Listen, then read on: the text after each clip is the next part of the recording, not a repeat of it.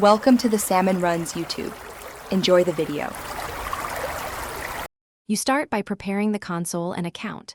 Update your Xbox OS because Project Slayers requires current system files to run smoothly. Once done, sign into the Microsoft account you'll use to save progress. Make sure you have Xbox Live Gold or Game Pass access if multiplayer or subscription benefits are needed. Also, free up at least 20 gigabytes on internal or external storage so the install won't fail. Now, navigate to the store to locate the game and begin the download immediately. Once the download starts, configure the game and controls while it installs. Open the Xbox controller settings and set sensitivity and custom button mapping so combat inputs feel responsive.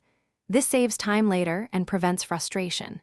If you use an external keyboard or adapter, pair it now. While the game installs, adjust display options to enable HDR and 60 frames per second if your display supports it. This makes visual cues clearer and combat timing easier to read. Finally, check downloadable content. You'll finish by launching Project Slayers and completing the tutorial to learn core combat combos and the skill tree. This directly affects how you build your character, so take the time. After that, sign in to confirm cloud saves, sync, and check your NAT type. Open NAT avoids connection issues in co-op. If the game crashes or won't update, clear the persistent cache by power cycling the console or uninstall and reinstall.